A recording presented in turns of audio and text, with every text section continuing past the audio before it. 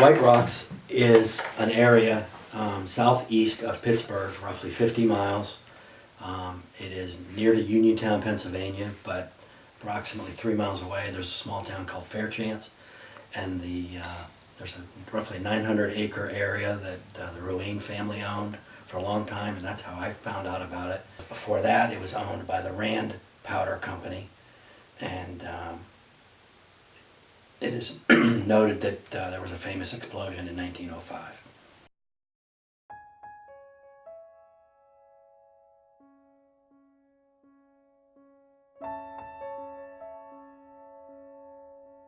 There was a regular production day, and most of the powder mill production was actually in the lower area of the property, which encompasses about 900 acres that the Ruanes owned, and also that was part of the powder mill, but on the lower area that was closest to Fairchance. And there was, they don't know the exact cause, but they think obviously it was some kind of a spark, and it caused an explosion that basically blew all the windows out in an 18-mile radius, and including all the windows in Uniontown, Pennsylvania. And it was heard as far away as Greensburg, and there were different reports that it was either 18 or 19 people were killed in the explosion.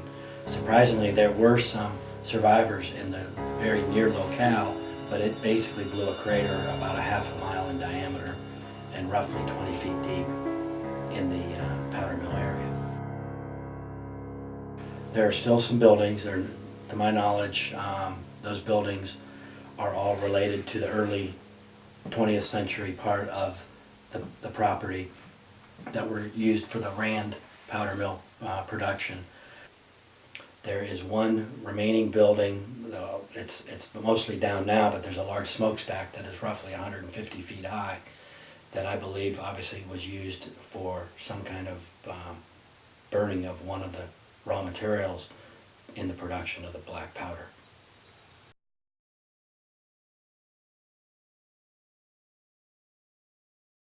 Sometime in the 1800s, there's a story, as it goes, the legend of Polly Williams.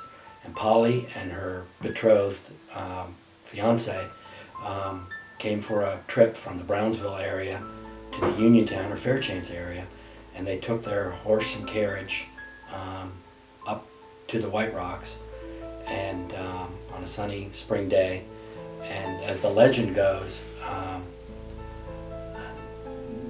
her boyfriend wanted a kiss and wanted to steal a kiss, and Polly refused his advances, and an argument ensued, and either she jumped or was pushed off of the rocks. And there's been a book written by A.P. Hill called The White Rocks, which is somewhat the legend of Polly Williams and also the people that were involved in her life and before and after her death. But the legend also says that on a rainy day you can see her bloody fingerprints scraping the face of the White Rocks. She's also buried at the White Rocks Church in Fairchance, Pennsylvania, and her tombstone is there, and part of a poem that was written about Polly is also on the tombstone.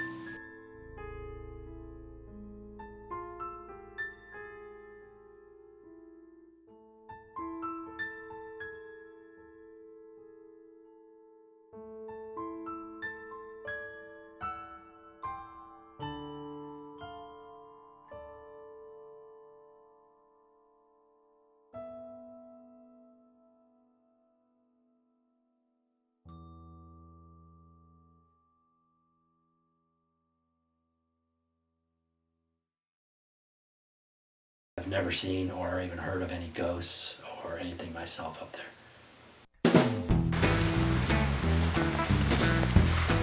Unfortunately, the field just makes little waterfalls up there.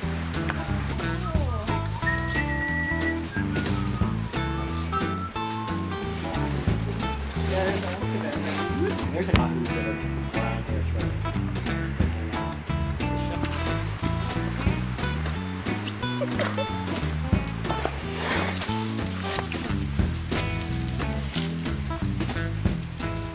I was a friend, or am a friend, of the Ruane family, and who owned it for approximately 50 years.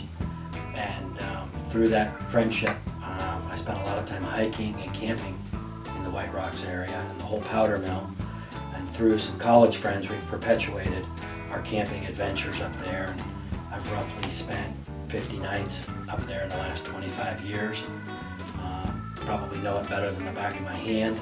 And it's a popular area to camp, hike, as well as I've also seen evidence and talked with many times people who've climbed or spelunked off of the rocks themselves. There are hiking groups and rappelling groups that come and take tours of the property.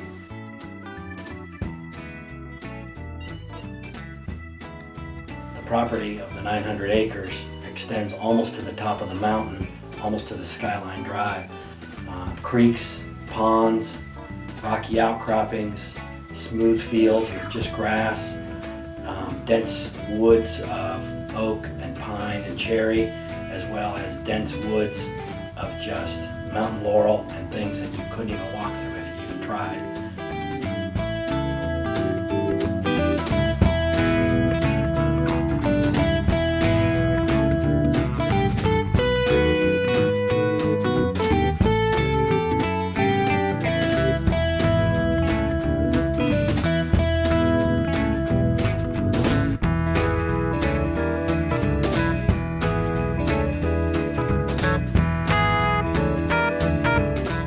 Some people feel that they're closer to loved ones when they're out in the field, out in the woods. Sometimes they feel they're closer to God.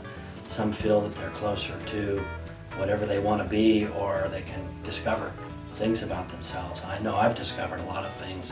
Sometimes not being able to get a fire started in a rainstorm. Sometimes working to survive or be comfortable in a 4-degree snowy night when I've camped up there.